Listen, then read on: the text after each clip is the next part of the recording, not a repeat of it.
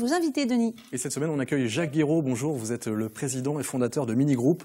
Vous êtes basé à Trélières. Vous êtes l'un des leaders, sinon le leader français dans la distribution des drones aujourd'hui, des drones de loisirs et de plus en plus aussi des drones professionnels, on va le voir. Et vous êtes accompagné de Jean-Baptiste Robin. Bonjour, vous êtes directeur marketing chez Mini Group.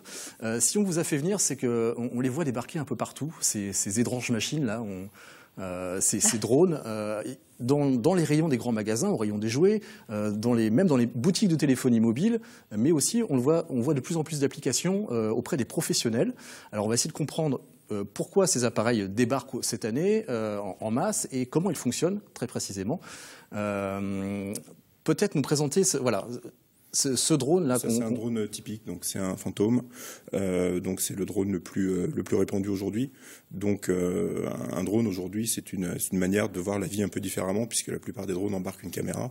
C'est leur utilité première ? Leur utilité première est il y a une partie loisir, donc de voler, comme on le faisait avec des hélicoptères ou des avions radiocommandés. Mais de plus en plus, en fait, ça arrive avec les générations GoPro, en fait. Donc chacun a sa caméra, se filme dans un certain nombre d'activités. Et tout d'un coup, on était habitué à gérer en 2 dimensions. Avec le drone, tout d'un coup, on accède à l'axe Z, donc on peut filmer d'en haut. Donc c'est ça la grande nouveauté. Voilà. Il y a quelques années, pour le grand public, le drone c'était avant tout une arme, c'est-à-dire ces armes pilotées avec des joysticks par des militaires contre des terroristes. Qu'est-ce qui a fait que ces appareils militaires sont passés dans le grand public? C'est quoi? C'est pas le même type de matériel en fait, puisque les drones militaires sont plutôt d'un format avion. Ouais. Donc là en fait on est sur un format un form factor qui est un quadricoptère. Donc en fait c'est un hélicoptère à 4 hélices qui présente un énorme intérêt, c'est que c'est extrêmement stable. En fait, dedans, il y a des microprocesseurs qui calculent tous les millièmes de seconde la position exacte de l'appareil et qui en assurent une stabilité. Donc, sur ce type de modèle, en plus, il y a une stabilité par GPS, donc qui se cale par rapport aux signaux GPS. Et donc, vous avez un produit qui est extrêmement stable en l'air. Donc, on a un peu oublié la connotation drone militaire pour passer à une version plus ludique. Au début, on se posait la question du terme, puisque ça, c'est un quadricoptère. Et en fait, le mot drone est passé dans le jargon courant. Vous arrivez sur une plage où vous sortez un drone, tous les enfants font papa un drone. Quoi. Ouais. Mais est-ce que pour autant ça reste des objets très pointus technologiquement parlant? On parlait de modélisme, Mini Group était aussi spécialisé dans le modélisme. Est-ce que là on est vraiment à un niveau très supérieur du point de vue de la technologie? De vol, de non, commande. la technologie est intégrée. En fait, on n'est plus. Il y a 2-3 ans, pour monter un drone, il fallait avoir de sérieuses compétences pour aller chercher les différentes parties à assembler, pour mettre dedans la partie intelligente, en fait, dans la partie calculateur de vol. C'était vraiment de l'assemblage de haut niveau. Aujourd'hui, vous avez vraiment des produits qui sortent de la boîte et qui volent instantanément. On voit à l'image d'ailleurs d'autres types de drones. C'est celui qui a sorti la société Parrot là très récemment, qui arrive sur le marché aujourd'hui. On va voir les images d'un autre modèle, d'une autre société qui s'appelle DJI, c'est ça, DJI. Oui. C'est en gros les 2 marques leaders aujourd'hui sur le marché. Tout à fait, le fantôme, c'est un DJI par exemple, et les Parrots sont attendus avec beaucoup d'impatience par tout le monde. On a reçu nos premiers exemplaires et c'est une très belle machine aussi française. Il faut le noter parce que Parrot est une société française. Ah oui. Le changement s'est fait au niveau de la miniaturisation, par exemple, des robots, ou alors plutôt des processeurs qui permettent de calculer justement, comme vous le disiez tout à l'heure, la compensation entre les hélices et la stabilité. Il y a une miniaturisation de tous les éléments, déjà des batteries, parce que c'était ce qui pesait extrêmement lourd auparavant. Donc aujourd'hui, avec des batteries LiPo, on arrive à avoir des toutes petites batteries, comme sur ce modèle-là, vraiment, qui sont extrêmement minuscules. Donc le poids emmené est finalement réduit. Et après, il y a un assemblage d'éléments, parce que les moteurs électriques existaient. C'est vraiment l'intelligence et le calculateur de vol qui fait la différence. Jean-Baptiste Robin, quand vos clients vous contactent pour avoir des renseignements sur les drones, quel type de clientèle vous avez? Est-ce que c'est principalement des professionnels ou des amateurs de modélisme? Alors on a tout type de clientèle, ça a débuté d'abord avec des grosses machines professionnelles, ça s'est ensuite démocratisé avec la miniaturisation des systèmes. Aujourd'hui on peut proposer à des clients des petits drones, des petits quadricoptères à partir de 29 € et ça va après sur des gammes supérieures qui peuvent monter à plusieurs milliers d'euros. Mais aujourd'hui un petit drone que vous trouvez dans le commerce à 30 € peut être utilisé par tout à chacun. Le pilotage est assez simple. Alors par exemple, celui que vous nous avez amené, ça ressemble à un jouet. Ça ressemble à un jouet. C'est un jouet ou pas, d'ailleurs? Non, c'est pas un jouet, parce que la différence entre le jouet et le modèle réduit ou le drone, c'est qu'on a accès aux pièces détachées. Donc, chez Mini Group, on porte énormément de pièces détachées pour pouvoir réparer et survenir aux aléas qui peuvent survenir aux machines, en fait. Donc ça, typiquement, ça a l'air d'un jouet, mais c'est une petite machine qui embarque une caméra. Laquelle caméra retransmet donc sur l'écran de la radiocommande. Donc on a vraiment un concentré de technologie sur un poids d'à peu près 25 grammes.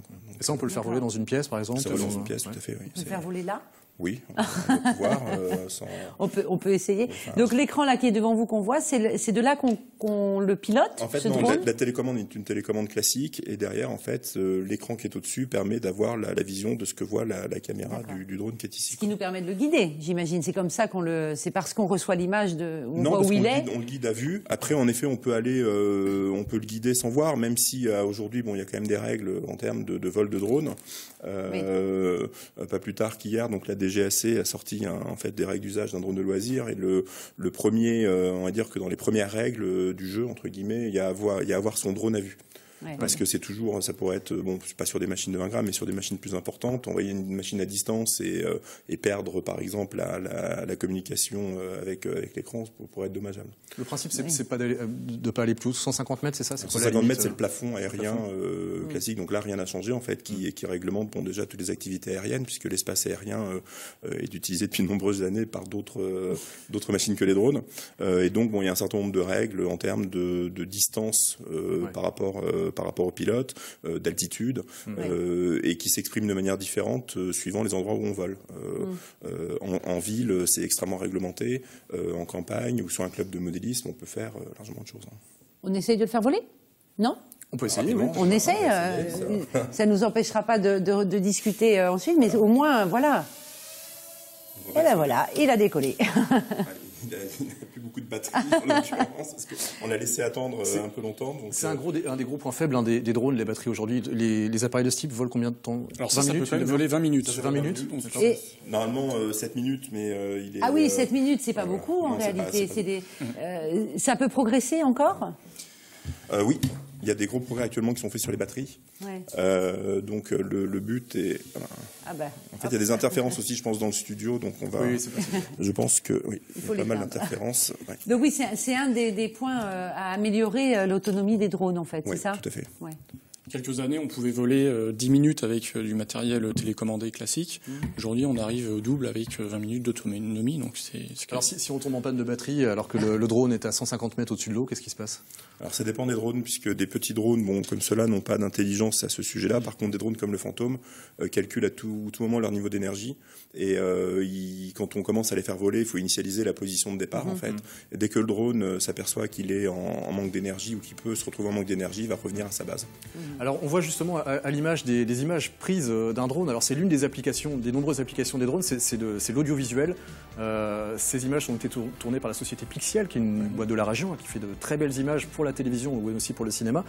Ils utilisent un drone, enfin un type de drone comme celui que vous avez amené derrière nous, si je ne me trompe. Ce type d'appareil coûte combien aujourd'hui? Ça dépend des capteurs qui sont montés dessus, mais on est sur des machines entre 5 à 10 000 euros, voire beaucoup plus si ça dépend du poids qu'on amène sous la machine. Donc celui-là est monté avec un GH4, mais on peut monter donc du 5D Canon, on peut monter des Blackmagic, on peut monter en termes de caméras. En gros, des appareils photos qui sont utilisés par les sociétés de production. Et c'est quoi la particularité d'un tel appareil qui est impressionnant quand même, et on le voit en même temps à l'image, en même temps qu'on en parle? Celui-là est vraiment capable d'une vingtaine de minutes de vol. C'est extrêmement stable. Donc il est muni de systèmes de stabilisation les plus... donc système de stabilisation tant pour le drone que pour la caméra qui est dessous. C'est-à-dire que vous bougez le drone, la caméra reste vraiment en place. Après, il y a toute une mécanique d'enregistrement de vol, donc on sait exactement ce que la machine a fait, puisqu'il est important de pouvoir reconstituer les vols. Voilà, donc c'est une machine professionnelle, donc qui est utilisée dans la région ou par un certain nombre de nos clients. Dans la région et en France, on en a aussi d'ailleurs qui sont à l'étranger.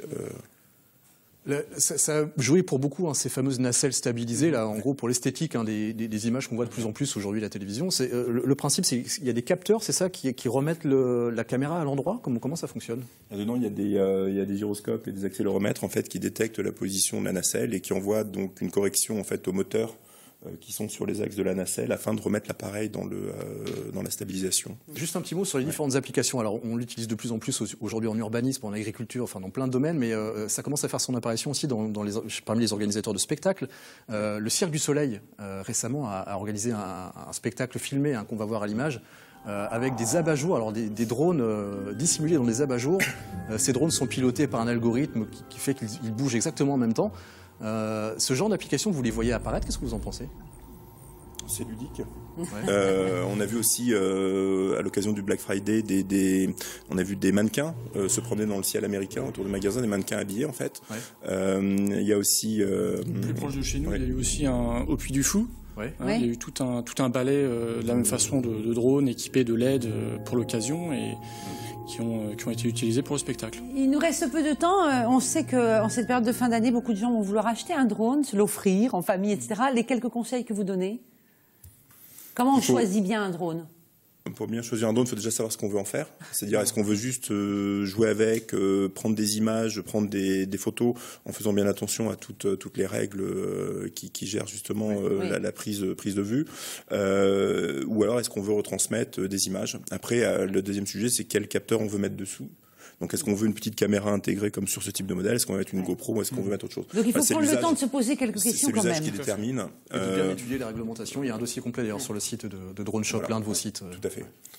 Eh bien, merci beaucoup à vous deux, messieurs, d'être venus nous voir avec toutes vos machines et tous vos drones. Merci, Denis.